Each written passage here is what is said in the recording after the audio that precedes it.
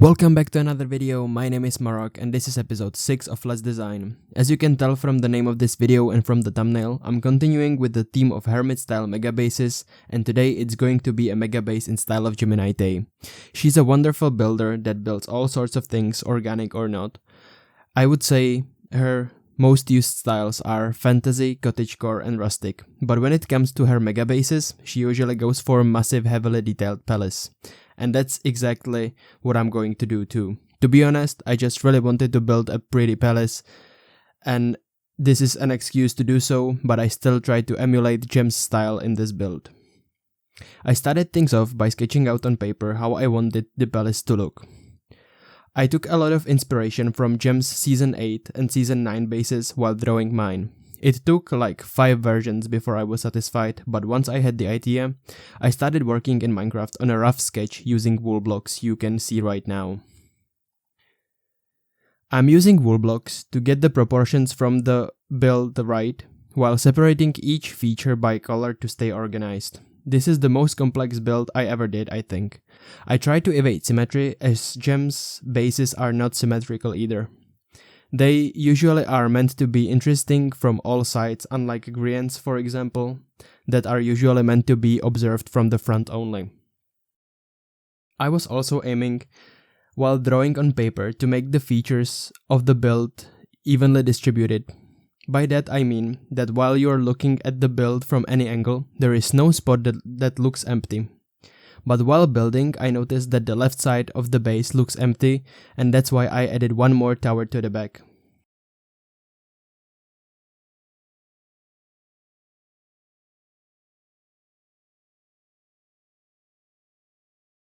Once I was happy with the shape, I started replacing the wool blocks.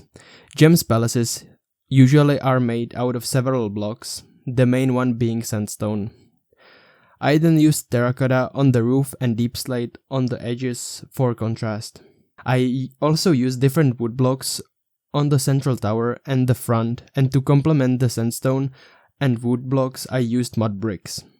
I started detailing with the entrance, where I engraved bunch of different shapes to the ground, so it's not just stone. Then using World Edit, I flipped it to the other side and moved on to the underside of the roof. Continuing my work on the roof, I made a gradient using red concrete and stripped mangrove wood on the spiky roofs, and orange terracotta, stripped acacia wood, and smooth red sandstone on the domes.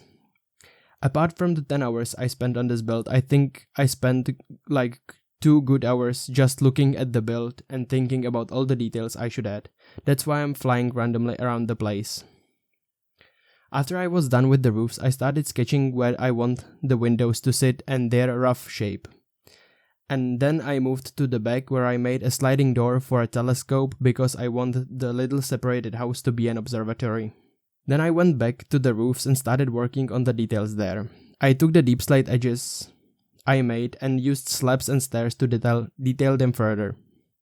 Then I moved on to the small towers at the entrance, and after that I added details to the giant dome. I punched out windows where I marked them with wool, and then I worked on the dome itself. I took inspiration from some neo-Gothic and Gothic builds and buildings. That's why I added all the spikes around and on the top. I detailed only quarter of the dome and copied it around using the rotate command, which messed up a bit the gradient. I could prevent that if I used gmask air command, but I didn't think it's that noticeable to be worth redoing. Then I started working on the windows. I finished the observatory, added railings, an arcade, decorations on the walkway next to the observatory, doors at the main entrance, and other details.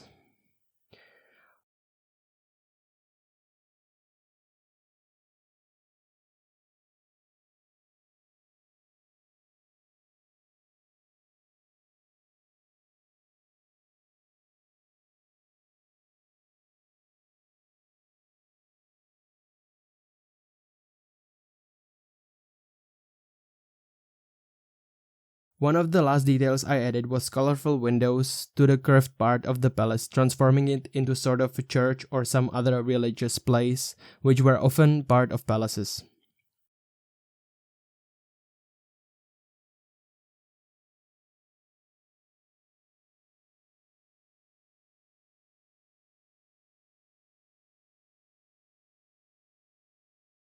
And that's the palace finished. Now let's put it somewhere nice. I decided to bury this village under enormous amounts of sand while building a scenery for this palace. To connect the terrain with the palace without overlapping, I used Litematica blueprint of the palace, and then using sand brush I made an outline. And using smooth brush I smoothed out all the terrain. Then I made a gradient on the mountains, starting on deep slate at the bottom and stone at the top. Before I placed the palace into the terrain, I used overlay command to place grass blocks on top of sand, and then I replaced the sand with stone to finish it up. To make the terrain look less sad, I put a bunch of bone meal all around and even made a custom spruce tree on one side of the palace.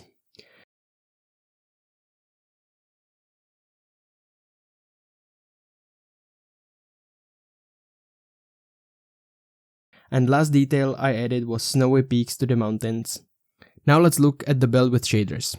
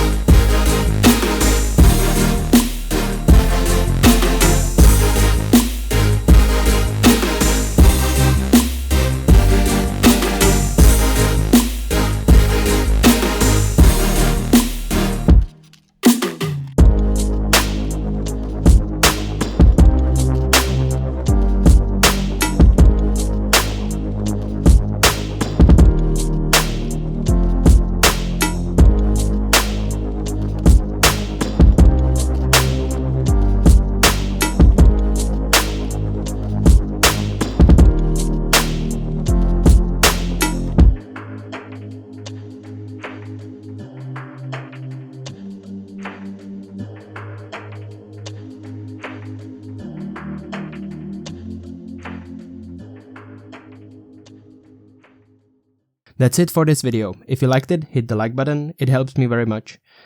And comment, what do you think about this base? If you enjoy my content, please subscribe. You can also tell me in the comments what I should design next. You should also check out this video on screen. Thanks for watching. I'll see you in the next video. See ya!